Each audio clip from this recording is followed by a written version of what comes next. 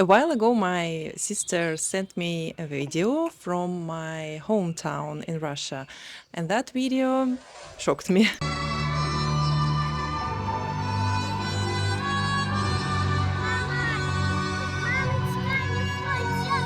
It was a recreation of the siege of Leningrad on the main square of my hometown.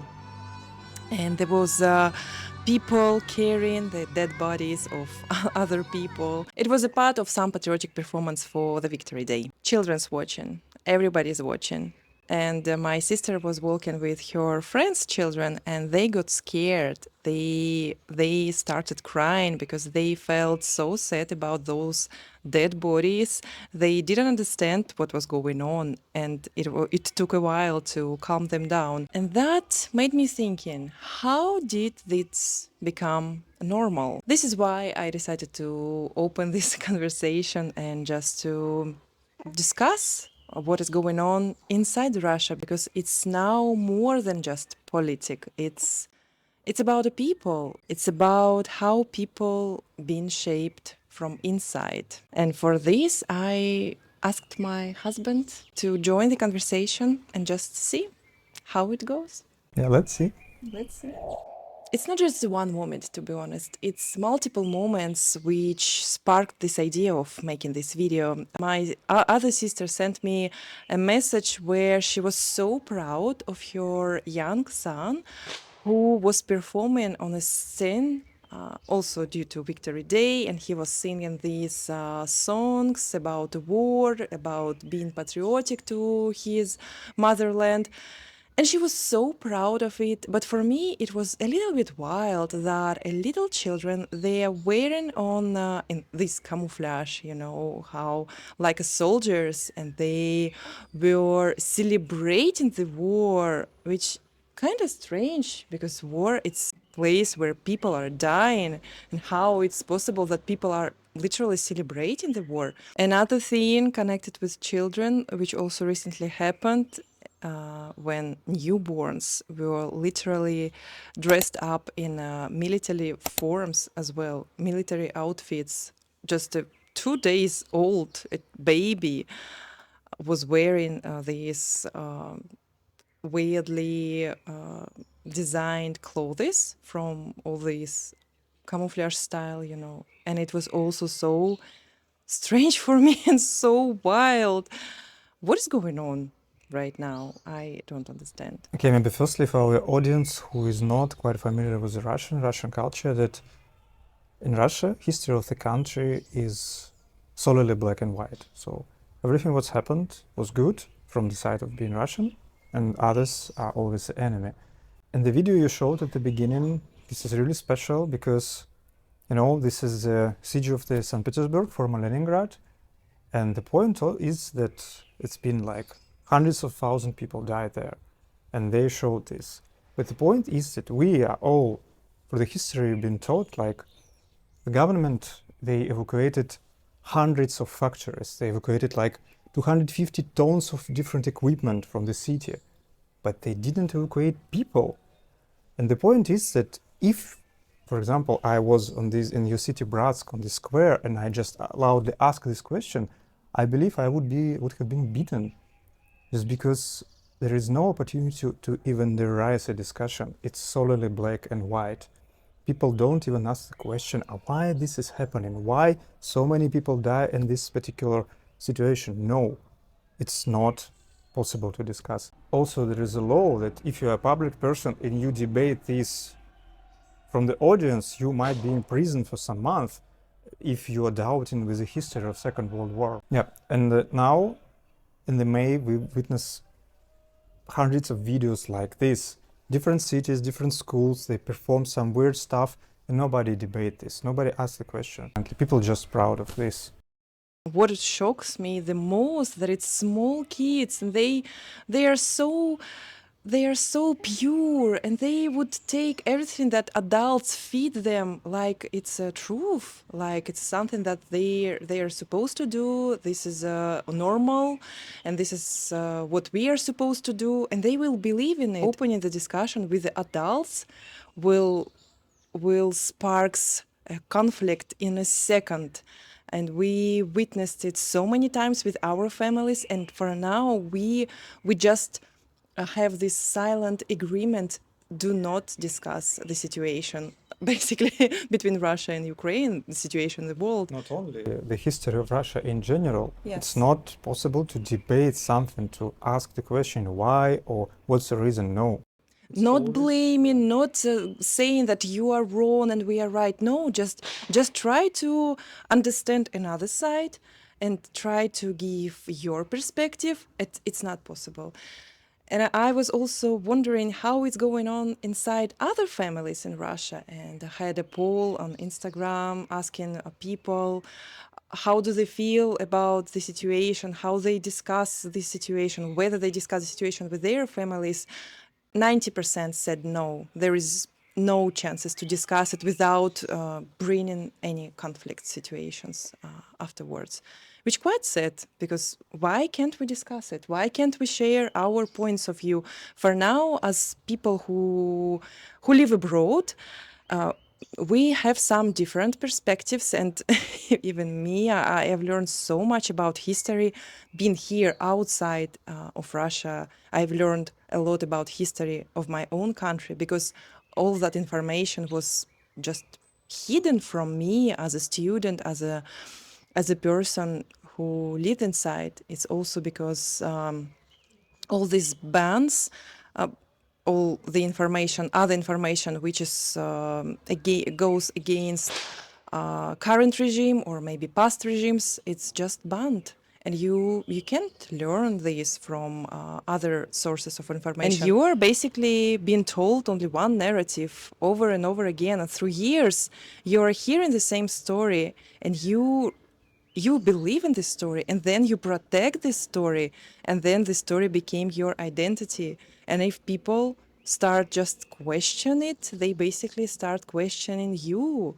And this is why people get aggressive. But I try to understand how to make these discussions between Russians possible without making another person aggressive, and how to help us. Because I feel there is divide between those who left and those who stayed inside Russia, even among families. but is it really necessary to discuss? Of course, now we are like having a plan, go to Russia. This is also the reason why I started thinking about it. Yes, just a visit, because we haven't seen the families for a long time. And I'm already imagining this moment when everything is fine and we have a nice chat with the people, with the grandparents.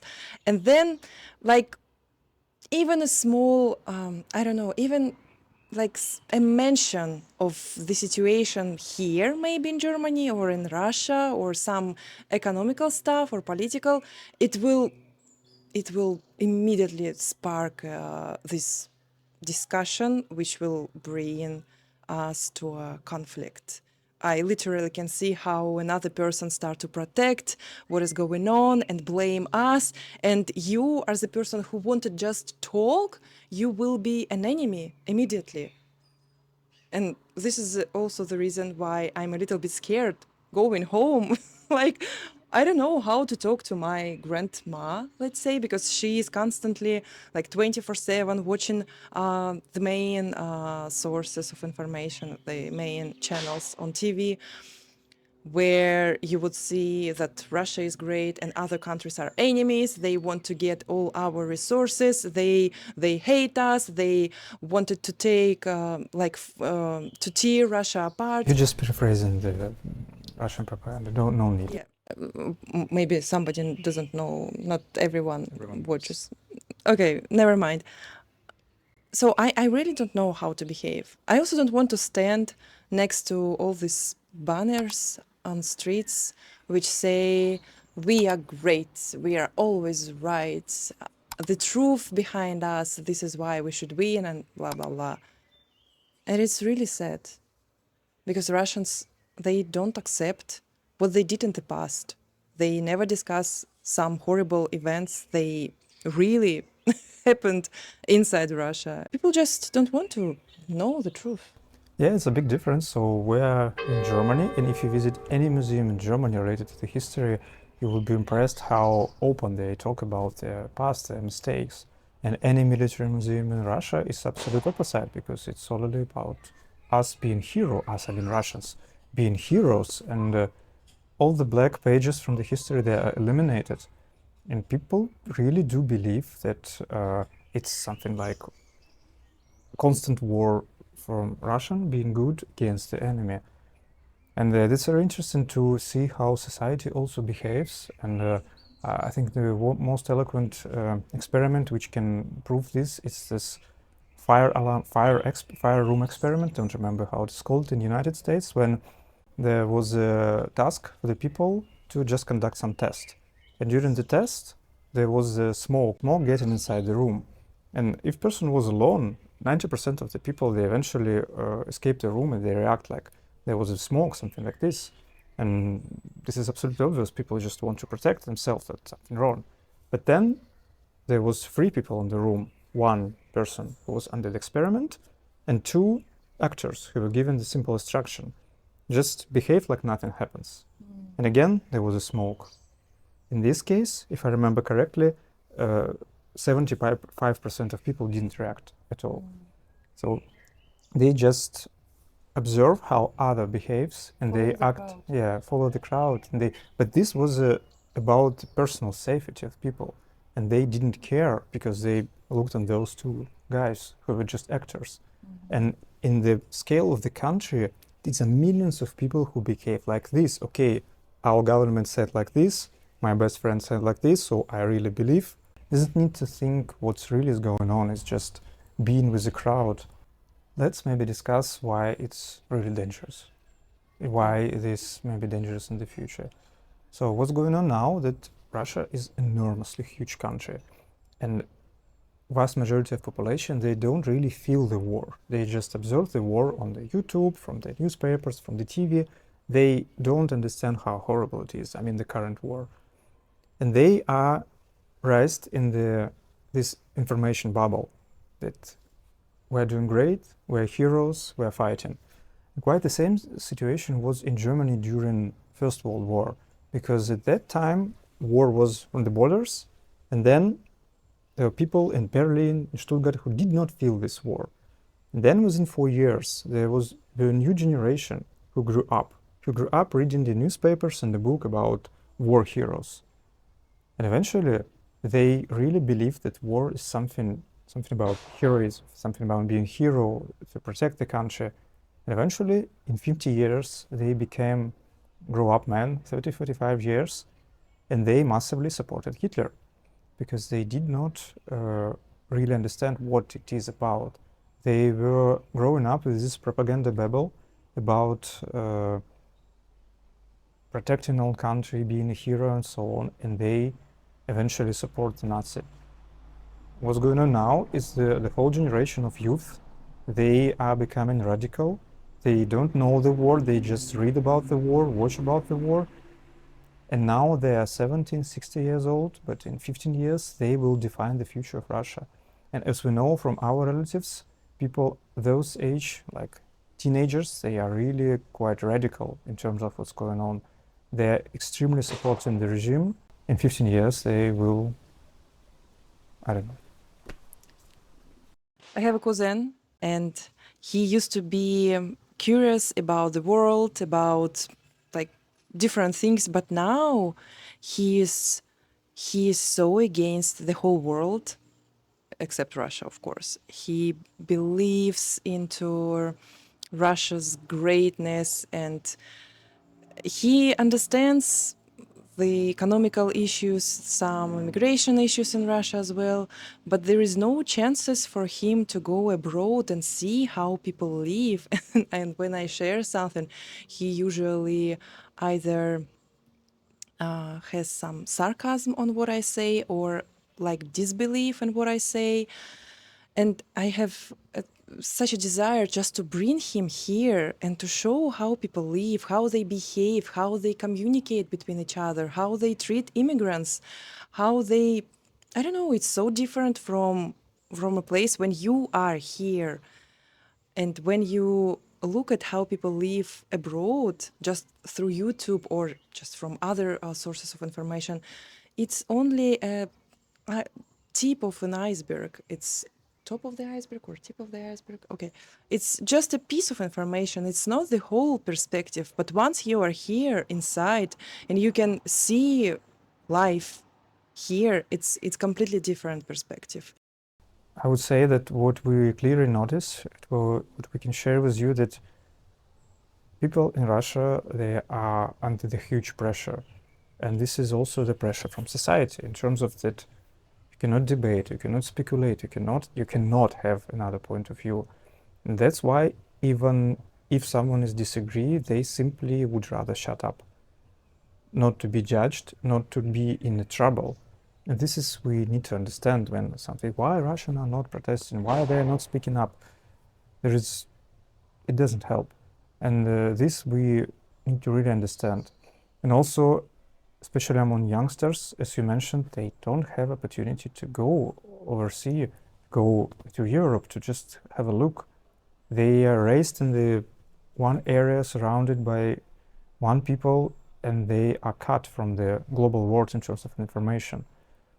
People just don't pay attention on what is going on. They just keep living their lives, which is also from psychological perspective, it's fine. And if you're always engrossed in negative news and surround yourself with all this negative information, it's tough to live.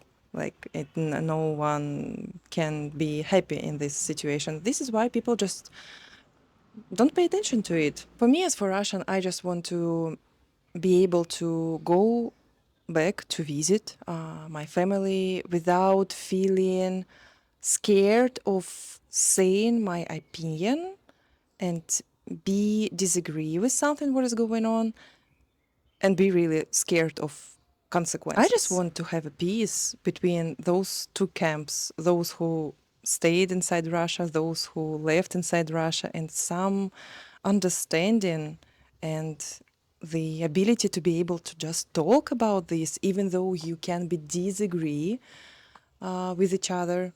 But why not to talk? It's always interesting to share how we live here, but anytime I tell something about, let's say, prices or about some events and share these things with my family members, I always hear, but we in Russia have this and we in Russia also have this. And it's always like, but I'm just sharing what is going on here. Why it's always I'm not trying to make them feel bad about living in Russia. I'm not trying to like be superior towards them. I'm just sharing my story. Why can't I speak about it with my family members, with my family? That's pretty sad. To Russian speaking audience, I'm not your enemy. I'm not trying to blame you. I'm just trying to understand and be understood. I would just like to be able to speak about the current events openly without this scarcity being judged or without scarcity being a danger for myself, for my family, and some understanding between Russians. That would be great. So I'm curious to know your opinion and maybe to hear your stories if you're also communicating with Russians and how things go between you. And just let me know because I'm also living in a kind of bubble in a way I have my truth, but I'm open to discussion and to the ability to understand others. Thank you for joining me. I appreciate it. Thank you for watching this video. Be safe and sound. See ya.